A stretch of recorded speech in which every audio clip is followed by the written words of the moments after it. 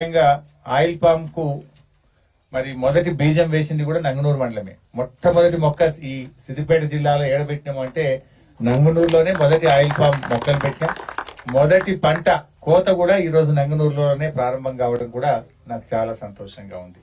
Factory కూడా నంగనూరులో రావడం నాకు ఇంకా సంతోషంగా ఉంది. సో ఆయిల్ పామ్ సాగులో ఈరోజు సిద్దిపేట జిల్లా ఆదర్శంగా నిలిచింది. భవిష్యత్తులో ఈ ప్రాంతం ఒక కోనసీమగా మారబోతుంది. ఈ ఆయిల్ పామ్ సాగుతోని ఒక కోనసీమగా ఈ ప్రాంతం మారబోతుందనే నమ్మకం కూడా నాకున్నది. ఎందుకంటే ఇలా ఖమ్మం జిల్లా పోతే ఉమ్మడి ఖమ్మం జిల్లా ఒక కోనసీమలను తలపిస్తుంది ఆయిల్ పామ్ తోటలు ఉన్నటువంటి ప్రాంతాల్లో. రేపు మన ప్రాంతం కూడా అట్లా తయారవుతుందనే నమ్మకం, విశ్వాసం కూడా నాకు ఉన్నది.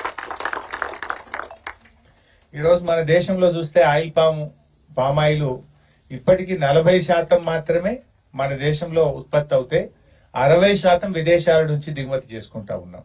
అంటే ఇంకా చాలా డిమాండ్ ఉంది. మన దేశంలో జనాభా అవసరాలను చూసుకున్నప్పుడు మన దేశ అవసరాలకు అవసరమయ్యే పామాయిల్లో 60% విదేశాల నుంచి దిగుమతి చేసుకుంటా ఉన్నాం. మన దేశంలో పండుతున్నది 40%.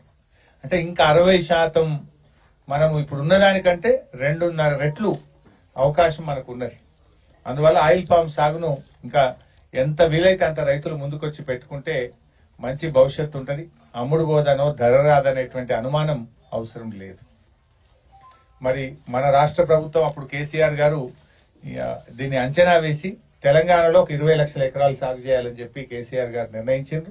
ఇవాళ దానికి అనుగుణంగా ఈ 20 లక్షల ఎకరాలకు మరి సాగు ప్రణాళిక చేయడం జరిగింది. మరి కొత్తగా వచ్చిన ప్రభుత్వం కూడా దీన్ని ముందుకు తీసుకుపోవాలని చెప్పి కూడా నేను ఈ సందర్భంగా కోరుతా ఉన్నా. ఇకపోతే ముఖ్యంగా మన ఫ్యాక్టరీకి సంబంధించి కూడా మనకు 2 వే బ్రిడ్జెస్ కూడా పూర్తయిపోయినాయి. ఇప్పటికే 10 కోట్ల లీటర్ల ఫామ్ పాండ్ కూడా పూర్తయిపోయింది.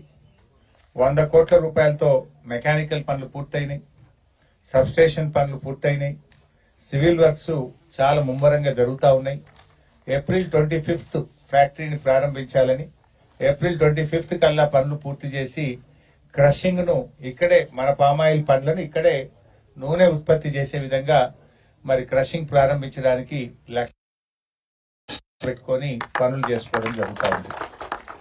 సో అది క్రషింగ్ స్టార్ట్ అయితే సిద్దిపేట చుట్టూ 8 జిల్లాల నుంచి పామాయిల్ ఫ్రూట్ ఈ సిద్దిపేటకు రావడం, ఈ ప్రాంతం ఒక హబ్బుగా మారుతుంది.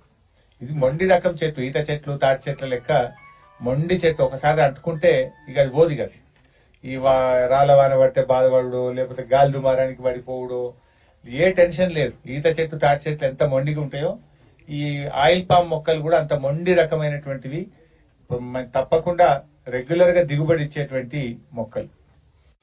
సో అయితే ఈరోజు మా రైతులకు కూడా ఒక సూచన ఏంటంటే అంతర్ పంట. ఇప్పుడు ఈ పంట వచ్చినాక 4 ఏళ్ల తర్వాత జనరల్ గా అందరు ఏం చేస్తుంటారంటే కోకో లాంటి అంతర్ పంటలు వేస్తుంటారు. వక్క అంటే మన భాగాలు, వక్క పంట కూడా అంతర్ పంటగా వేస్తారు. కోకో గాని వక్క అనేటువంటివి అంతర్ పంటగా వేస్తారు.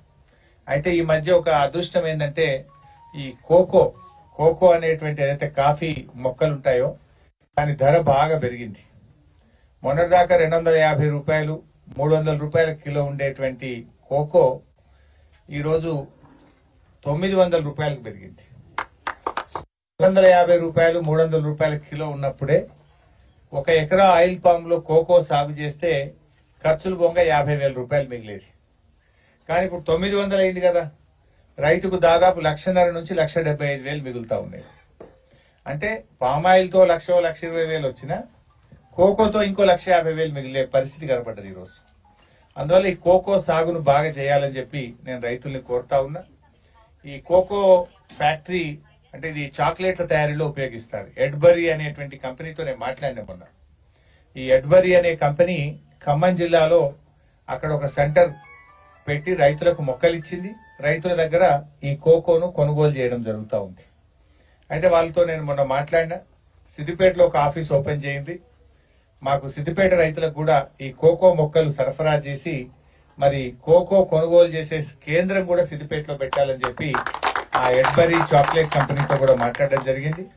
వాళ్ళు కూడా ముందుకు లోనే ఆ ఎడ్బరీ కంపెనీ వాళ్ళని సిద్దిపేటకు తీసుకొచ్చి ఆ కోకో మొక్కలు ఎవరైతే పామ్ ఆయిల్ సాగు చేసే రైతులు ఇప్పుడు ఎవరైతే పంట చేతి